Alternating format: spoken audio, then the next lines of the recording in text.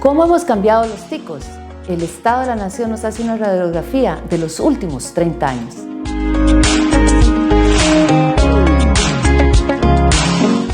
Enlace es un espacio que llega gracias al apoyo de Urbanizadora Siglo XXI.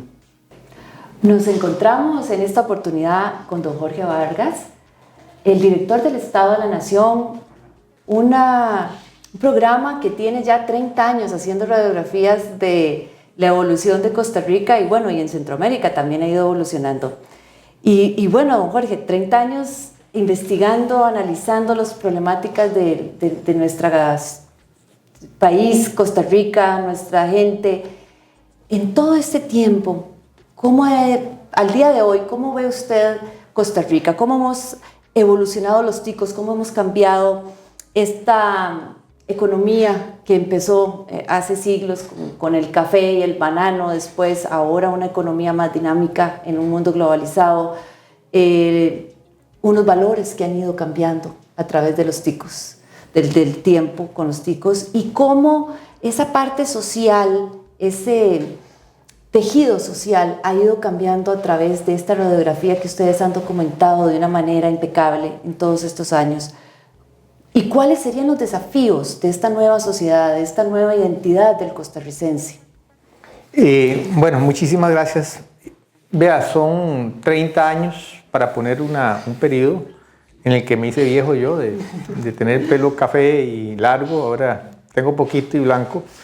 Pero lo digo eso porque en este país en donde me hice viejo y toda mi generación también se hizo mayor, es un país de increíbles cambios, que quizás a uno por el día a día pues, no se da cuenta. Pero si uno cierra los ojos y dice cómo era la Costa Rica hace 30 años o 30 y pico años y cómo es ahora, es una Costa Rica muy distinta. Vea, los cambios fueron demográficos, fueron económicos, fueron sociales, fueron políticos y fueron también en el entorno internacional. Y todos al mismo tiempo. ¿Verdad? Lo cual es como jugar un ajedrez no sé, en 6 tableros al mismo tiempo, porque las cosas se interconectan. Vea, cierre los ojos y uno dice, ¿cómo era la demografía de Costa Rica? Bueno, éramos un país con 2 millones menos de personas, un país joven, solo un 5% de adultas mayores. Hoy en día somos de 3 a 5 millones, con una población adulta mayor de 65 años de 10%, y va a ser una cuarta parte de la población en solo 20 años. Pero además, no solo fue una cuestión de números, nos hicimos mucho más urbanos. Somos una sociedad altamente urbanizada. Hace 30 años menos de la mitad de la gente vivía en pueblos, en ciudades. Hoy en día, 3/4 partes. Y eso, el urbanizarnos, cambia un montón las relaciones nuestras. Antes la gente vivía en pequeñas comunidades donde todo el mundo se conocía. Ahora uno vive en una ciudad como el gran área metropolitana, que al final, dado con todos los cortes y pegues, es una ciudad de 3 y resto millones, 3,5 millones de personas. Más gente ahora viviendo en la ciudad que todo Costa Rica hace 30 años. Entonces, son cambios que en una generación son brutales. Y si eso hubiera sido el único cambio, ya hubiera sido difícil de manejar para una sociedad. Pero además los cambios fueron económicos. Pasamos de ser, como usted decía, una economía bastante simple, agroexportadora, a ser una economía mucho más sofisticada.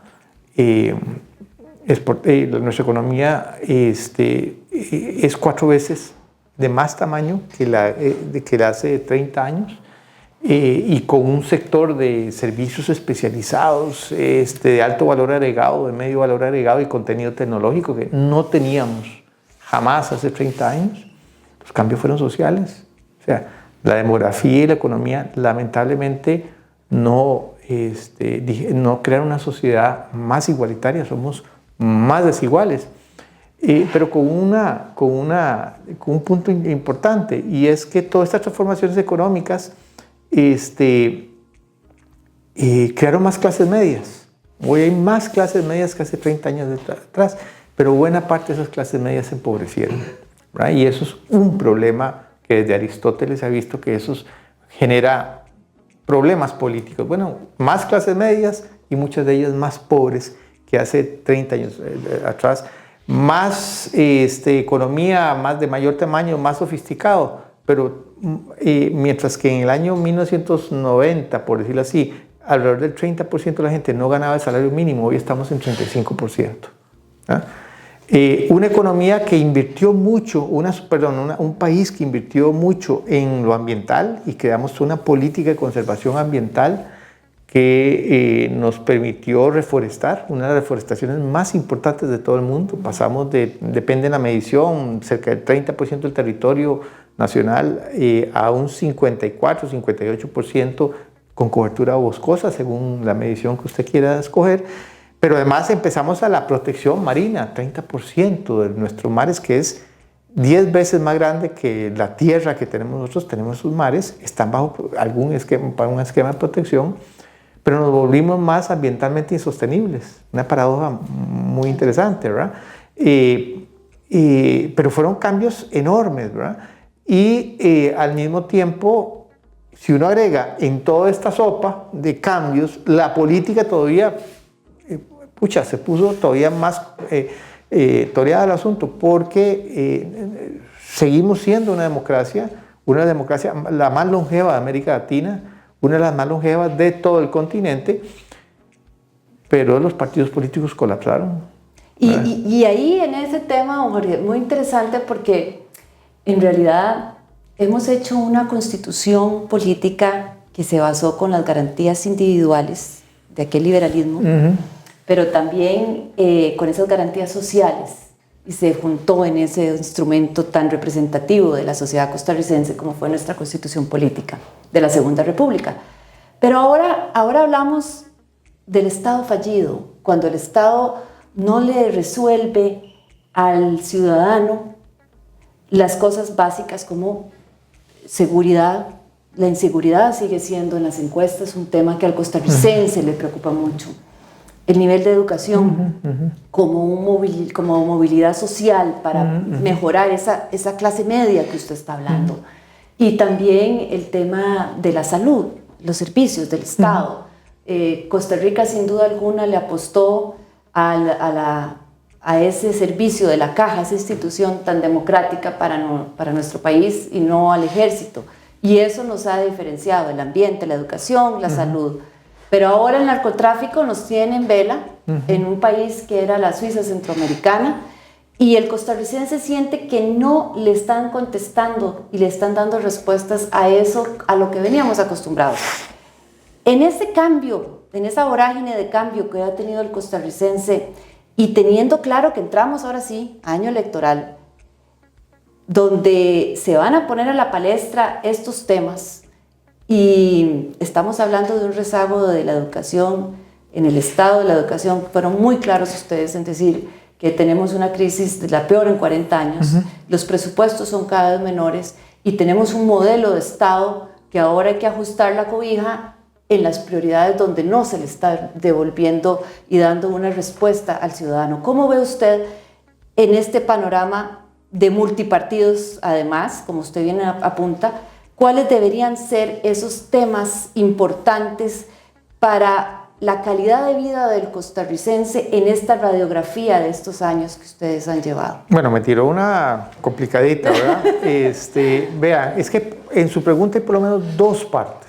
O sea, la primera es, estamos en un estado fallido, y la segunda parte es, ¿qué podemos hacer? Entonces, si usted me permite, claro. Voy con la primera. Vea, una cosa es un estado que falla como el nuestro, otra cosa es un estado fallido, que es una exageración para lo que nosotros podemos pensar que es Costa Rica. Estado fallido es Haití. Estado fallido son, el concepto es un estado que no logra mantener ningún tipo de orden, ¿verdad? Y en donde básicamente los grupos se han repartido el territorio y no hay instituciones que nadie reconozca, no funciona ni el agua ni la luz. Por ejemplo, Haití, pensemos en América Latina, en África también hay otros, pero digamos en Haití sería el caso clásico, en donde las pandillas mandan más que el presidente y votan y ponen y matan presidentes y ministros. Nosotros no estamos ahí. Lo que pasa es que nosotros, digamos, si uno dice 30 años, hubo un progreso grande, pero un progreso muy mal distribuido y en algunos casos mal orientado. ¿Por qué? Porque nosotros hicimos 4 apuestas de desarrollo, Gabriela. Y voy a muy rápido a tratar de sintetizar, y me perdona la gente la grosería, porque el que quiera puede analizar más las publicaciones nuestras. Pero nosotros hicimos una apuesta económica. La apuesta es que si hacíamos más exportaciones y más inversión de atracción y más de inversión extranjera directa, atraíamos más inversión extranjera directa y hacíamos más turismo, eso iba a generar crecimiento económico y el crecimiento económico iba a ser como una marea que iba a levantar todos los botes. Y lo hicimos. Es más, yo le dije antes que la economía se multiplicó por 4, las exportaciones se multiplicaron por 8. O sea, hicimos la tarea ahí, pero tuvimos un punto ciego. Creer que era una marea que a todo mundo iba por igual. Y no, esa parte no la previmos y cuando la vimos, como cuando uno ve una gotera y caramba, uy, es que tirada y no hace uno nada. Entonces, ¿qué pasó? Que creamos una economía dual, una parte de economía que es más o menos el 15%, que va a todo trapo y un 85% que va ranqueando, donde está la mayoría parte de la población. Entonces nos desconectó crecimiento con empleo. De hecho, empleo para gente calificada con universidad hubo. Empleo para la gente no calificada de colegio o menos, nunca hubo. Es más, hubo destrucción de empleo. Entonces, bueno, primer punto ciego, se le acumuló el problema ahí. Segundo, en lo social, creímos que a punta de inversión social de más plata para educación, más plata para salud, íbamos a volvernos un país más equitativo. Bueno, la apuesta la hicimos. De hecho, hoy el Estado costarricense, con todos los problemas fiscales que tenemos, invierte más en la gente que 40 años atrás. Pero lo que pasa es que el punto ciego es creer que a punta de política social íbamos a resolverle a la gente lo que el mercado de trabajo no estaba generando. En un país donde el 80% de los ingresos de la gente vienen del mercado de trabajo. Entonces, la política social, por dicha tuvimos política social, porque si no, la cosa hubiera sido terrible. Pero la política social, si el 80% de la plata no está porque el mercado de trabajo no está dando, la política social ni aquí ni en no sé a dónde, ni en Suecia, va a poder revivir muertos. ¿Verdad? Porque la economía fue dejando muertos. Entonces, una política social, una económica, una apuesta con un punto ciego, una apuesta social con un punto ciego, lo mismo pasó en el ambiente. Hicimos la apuesta y dijimos, mire, si hacemos más conservación ambiental, nos volvemos un país más sostenible. ¿Verdad? Y le metimos a la conservación y creamos parques y toda esa cosa y lo hicimos bien ahí, pero todo lo que estaba fuera de los parques lo manejamos como la mona. Nos volvimos una economía más carbonizada. Entonces, ¿qué pasó? ¿Qué paradoja? Más conservación ambiental. Y el punto ciego, ¿cuál fue? De no manejar todo lo que fuera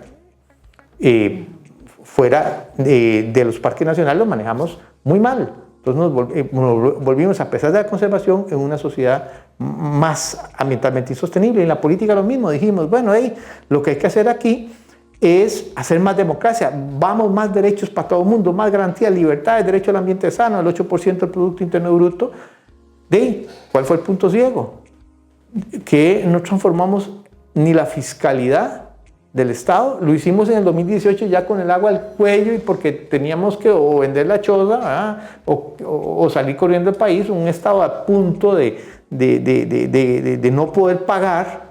Entonces, una reforma fiscal para salvar los muebles, pero no fue una reforma fiscal progresiva, sino para evitar el mal mayor. Entonces, empezamos a repartir derechos, sí, pero no tocamos la base fiscal y tampoco creamos mejores instituciones, ¿verdad? Entonces, esas fortalezas y esos puntos ciegos, ¿verdad? Avanzó el país, pero con grandes vulnerabilidades y fragilidades, ¿verdad? Y encima nos cae una pandemia que nos dio en la nuca, ¿verdad? Entonces, esas vulnerabilidades que ya venían salen a flote y ahí estamos. Entonces, todos estos 30 años de increíbles cambios, de apuestas muy interesantes que nos han dado réditos, que por dicha no tenemos la economía de los años 90, porque entonces ahí sí, aquí apague y vámonos. Pero todo esto nos ha dejado una situación peligrosísima, muy frágil y vulnerable, en lo económico, en lo social, en lo ambiental y en lo político al mismo tiempo, ¿verdad? Entonces, esa es la primera parte de su pregunta. Y encima, digamos, resulta que tenemos la emergencia del narcotráfico y en general el crimen organizado como un actor que no prevíamos. Eso sí realmente nos saltó a la cara. No fue un punto ciego. Las otras cosas fueron puntos ciegos. Pero esto no, esto fue un actor que dentro de esos cambios surgió ahí y se fue alimentando de nuestras propias debilidades, como cuando un cuerpo no se sana, y cualquier microbio que pasa por ahí uno lo tumba. Bueno, un poquito por ahí.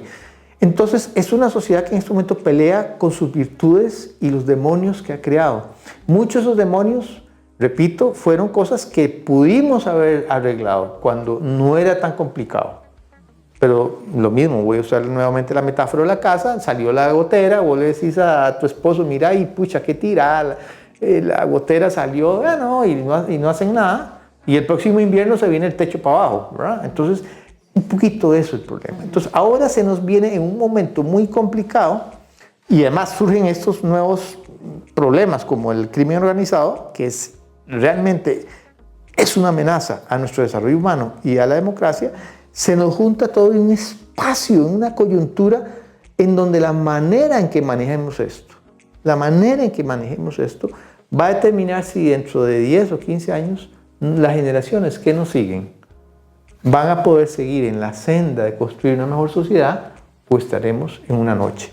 Eso es lo que nos estamos viendo, y creo que el 2026, las elecciones del 2026 son cruciales porque va a ser la última oportunidad en esta década de enmendar, de hablar en serio o no a resolver sus problemas. Es la última oportunidad, si no nos vamos al 2030 y vamos a tener más de una década perdida. Y en esa radiografía de esperanza, porque la verdad es que los costarricenses tenemos que estar muy orgullosos del país que hemos construido, con todos los puntos que no vimos, pero la verdad es que ha sido efectivamente una democracia robusta. Y yo particularmente no comparto la idea de que el frío está en las cobijas y que reformando la Constitución, lo cual, si analizamos, es esa síntesis de esos valores costarricenses, nos va a dar la solución. Y creo que el Estado lo que hay que es que encauzar en un nuevo modelo de Estado que responda a estas nuevas realidades, más que decir que estamos en estado fallido, efectivamente, pero son runrunes que están, y en tema político, pues saltan a la palestra. Pero bien usted nos ha explicado del tema económico, social, ambiental y de gobernanza, que eso es lo que conocemos como sostenibilidad y hacia donde el mundo ha venido caminando. Y pareciera, de lo que estamos escuchando, es que en esta desigualdad donde no todos caminamos el régimen formal, zonas francas, el de impuestos, hay como que ajustar las perillas del motor más que decir vamos a cambiar de motor. En ese modelo de gobernanza, de sostenibilidad, ¿dónde ve el Estado de la Nación una ventaja comparativa país para poder ajustar atempar ese motor de mejor manera, donde los costarricenses no pensemos que estamos en un estado fallido, que no lo estamos efectivamente, pero sí que podamos mejorar la calidad de vida, esa desigualdad efectivamente sea reducida y las oportunidades lleguen de mejor manera para todos los costarricenses? Bueno, lo primero es decir que de las ventajas que tenemos es que somos una economía abierta al mundo, vibrante, que tenemos un estado de bienestar con los problemas que tiene, pero lo tenemos. Pues la gente vaya a ver lo que pasa en otros países de América Latina, donde hay un 80% de gente sin pensión, ¿verdad? Y sin seguro de salud o la salud para pobres, ¿verdad?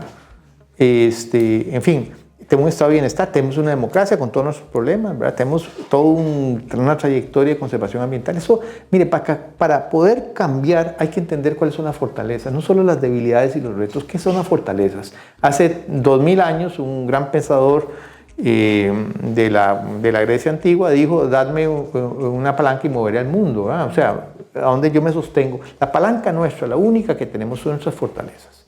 Y si uno se cuitea, perdone que lo diga así, se cuitea en esa fortaleza y no la reconoce, el cambio no es posible. Lo que tenemos es una destrucción. La imagen de las motosierras que yo veo políticos, ahora vamos a destruir todo. Perdone, hay algunos países que tal vez no tienen nada que perder. Costa Rica tiene mucho que perder porque tiene fortalezas. No nos alcanzan, eso es otra cosa, ¿verdad? Ahora, el segundo punto, la Constitución. Vea, usted lee la literatura del constitucionalismo desde la política, de los estudios políticos, le dice: vea, las constituciones son usualmente reflejo de un pacto subyacente. Y ¿cuál es la implicación de ese consenso? No cambia la Constitución si no tiene un acuerdo. porque es fácil abrir la puerta. ¿Con qué termina? Usted no sabe, ¿verdad? Entonces yo prefiero, en este caso, decirle a la gente, tomémonos en serio la Constitución que tiene. Por supuesto que Jorge Vargas, en los sueños líquidos, una noche dice, a mí sí que me cuadraría tener la Constitución, artículo 1, Vargas es el apellido más ilustre, número 2. Por supuesto, todos habríamos que... Pero el problema es que la Constitución que tenemos, que surgió después de una cruenta guerra civil, lo principal, es la que nos ha dado el cobijo. Y nadie destruye su casa sin tener una casa de reemplazo. Y déjeme... Mucha gente lo que nos está diciendo es, vea, esta casa no sirve, bótela. Perfecto, piénselo usted en la casa. Yo estoy en una casita que no me cuadra, me gustaría más grande. Pero antes de votar yo le diría a la persona, decime una cosa, ¿vos tenés el plano nuevo? No, pero confía en mí. ¿Y tenés el préstamo del banco? No, tranquilo, después... Uno no lo hace en la casa de uno. O sea, nadie, por más la casa que uno quisiera remodelar o mejorar o hacerla nueva, te va a soltar la casa que tiene por un maje que viene a decirte, mira, pues aquí está, no tenemos planos, pero vas a ver qué lindo. Y no tengo la plata, pero vas a ver qué lindo. No, muchito, suave, no lo hago en mi casa, me quedo con la casita que tengo y veo cómo la arreglo. Eso sí, ahorre y vamos, perfecto. Póngase de acuerdo con otra gente de la casa. Entonces, es una trivialidad enorme, una falta de sentido histórico que yo puedo entender por los objetivos políticos que hay detrás, que es remodelar la Constitución para servir intereses muy particulares, pero es una trivialidad desarmar con base en una promesa inespecífica la casa que tenemos, si no hay un acuerdo. Este es el peor acuerdo. No porque, repito, Jorge Vargas podría imaginarse la Constitución que le gustaría a él. Resulta que yo vivo con 5 millones más de personas que no están de acuerdo conmigo. Entonces, sabe que es bolero. Y el tercer punto es que muchos de los cantos de sirena que hay ahora, y quisiera concluir con eso, es esa cuestión de que deme a mí el poder porque aquí hay un hombre, también una mujer fuerte que le resuelva, la persona milagrosa. Mire, yo cuando veo eso, y denle más poder al Ejecutivo, yo digo, pero es la receta más vieja, la maña más vieja que pedir fiado. Si usted ve los 10.000 años de historia donde hay alguna forma de Estado, algún tipo de forma estatal, la autocracia ha sido la norma. Cuando las sociedades han tenido el progreso más rápido, en el siglo de la democracia, aquellas que se hicieron democracias. China es un caso poco distinto que hay que verlo, pero en general esa es la... Entonces a mí vienen y dicen, no, mira, la solución para Costa Rica es poner un carajo o una chavala que ponga y que grite. Y digo, ¿para qué vamos a invertir en una apuesta que falló en todo el resto de América Latina? Porque eso fue lo que tuvo América Latina durante 200 años de independencia. Y me vienen a mí a vender la moto de que eso es lo que nos va a llevar a nosotros. Y digo, no, perdone, no. Llegó el carajo a decirme que bote mi casita, suave. La que yo tengo. La única que tengo, la puedo hipotecar, pero a usted no se la doy.